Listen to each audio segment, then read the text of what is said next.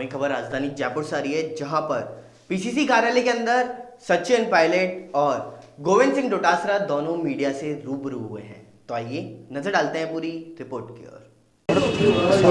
पर्व के रूप में मनाया जाता है और हम सब आज प्रदेश कांग्रेस कमेटी के कार्यालय में उनको श्रद्धासुमन अर्पित किए हैं, पुष्पांजलि करी है। और अम्बेडकर साहब का जो एक योगदान था वो सिर्फ संविधान तक सीमित नहीं था।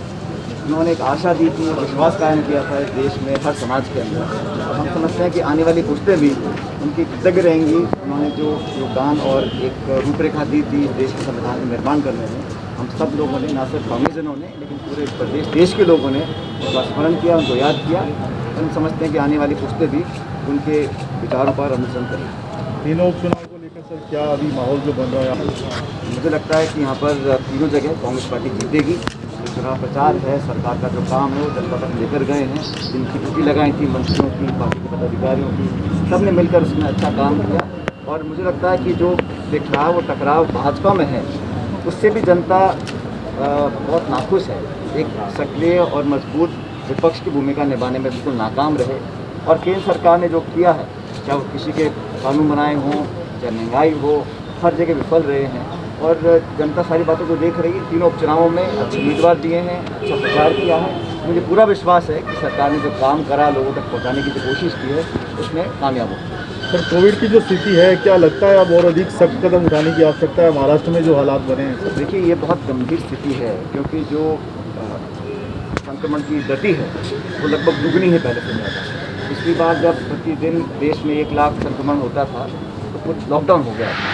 इस बार हमें अपने अनुभव से सीखना चाहिए और अल्टीमेटली लोगों पर डिपेंड करता है। अगर हम उसको नियमित, संतुलित और अनुशासन का पालन करेंगे, हम इसके क्रम को तोड़ सकते हैं। लेकिन सरकार, समाज, प्रशासन, अधिकारी, सब लोगों को मिलकर काम करना चाहिए क्योंकि स्थिति बहुत गंभीर होती चली जा रही है। दिन प्रतिदिन लोगों के जहन से वो खौफ निकल गया है, लेकिन वो वायरस गया नहीं और नए नए स्ट्रेन डेवलप हो रहे हैं जो म्यूटेट नहीं कर पा रहे हैं।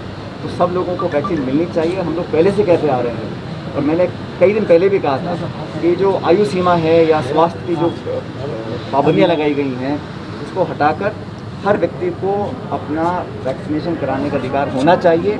और केंद्र सरकार की जिम्मेदारी है कहीं कमियां ना आए। और प्रत्येक व्यक्ति आयु की लिमिट लगा रखी थी, फिर बीमारी की लगा रखी थी, और अभी कई राज्यों में तो वैक्सीनेशन ख़त्म हो रहे हैं।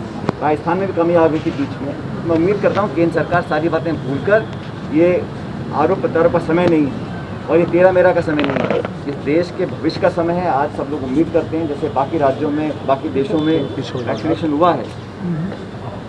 मैं समझता हूँ अब हमें लगता है कि जो वैक्सीन हमने एक्सपोर्ट किए थे या बाकी देशों में दिए थे, शायद बहुत जल्दबाजी की थी।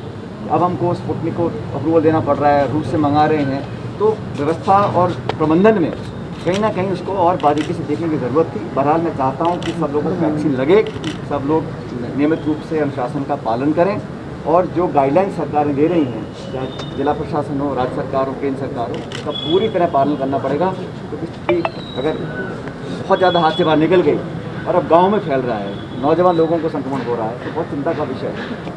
सर बाबा साहब, जो व्यवहारिक मुद्दे हैं, सामाजिक मुद्दे हैं, उनको हर जनप्रतिनिधि, चाहे वो सरपंच हो, प्रधान हो या NGO हो, MLA MP कोई भी हो, उसको समय समय पर उठाते रहते हैं। मुझे पूरा विश्वास है, उम्मीद है कि जिन मुद्दों को लेकर जिन जनप्रतिनिधियों ने बातों को उठाया था, उस पर तुरंत प्रभाव से कार्रवाई होनी चाहिए और मुझे लगता है होगी भी।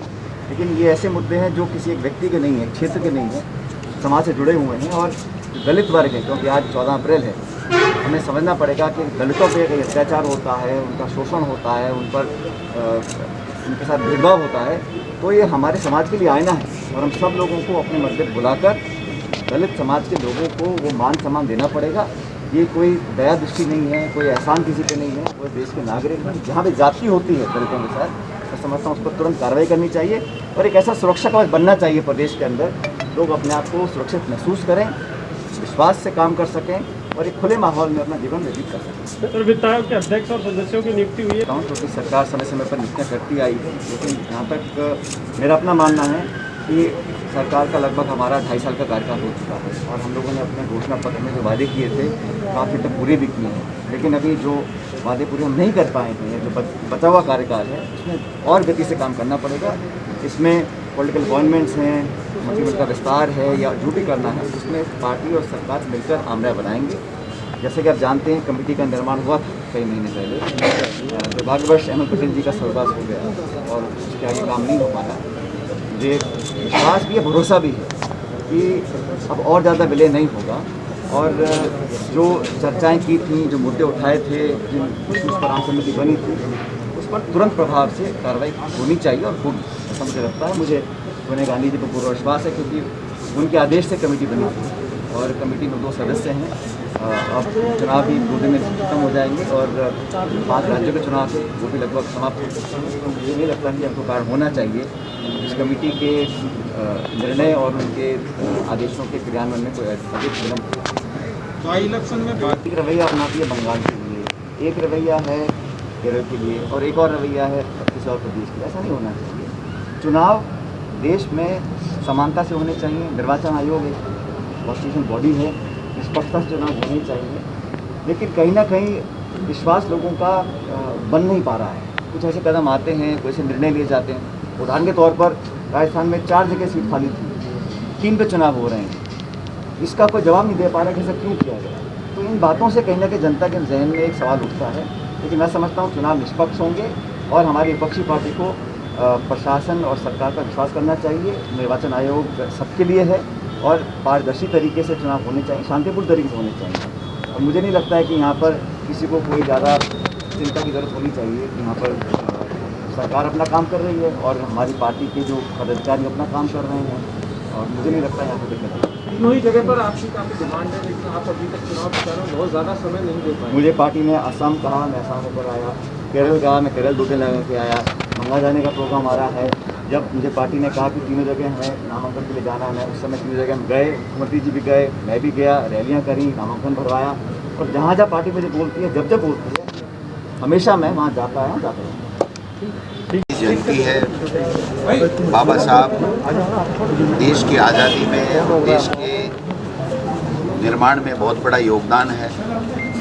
भारत का संविधान बाबा साहब ने दिया, जिसके ऊपर हम सब लोग चलते हैं, जिसको हम सब लोग मानते हैं। लेकिन दुर्भाग्य है कि देश में ऐसी ताकतें केंद्र में सत्ता में बैठ गई जो बाबा साहब का नाम तो लेते हैं लेकिन बाबा साहब के बनाए हुए संविधान को मानते नहीं हैं। उसको तोड़ने का काम करते हैं, उसको ध्वस्त करने का काम करते हैं। और देश के गृह मंत्री ये कहते हैं कि अगर फार्म नहीं उठाया तो देश के गृह मंत्री रगड़ के रख देंगे।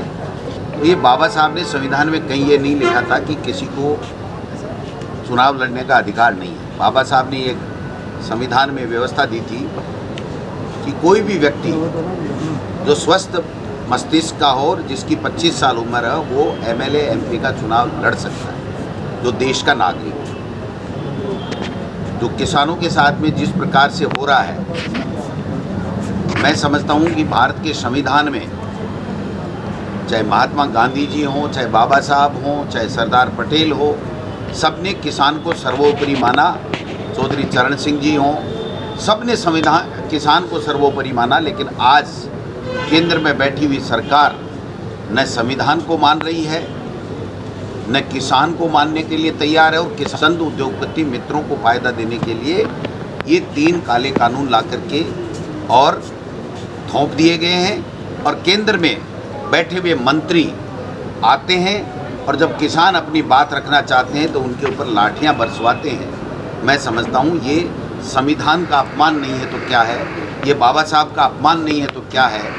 धर्म के आधार पर लोगों को बांटना, जबकि हमारे संविधान में बाबा साहब ने लिखा था कि हम सब धर्मों के मानने वाले लोग, हिंदुस्तान के नागरिक, सब मिल कर के एक दूसरे की संपन्नता को आगे बढ़ाते हुए हम लोग काम करेंगे।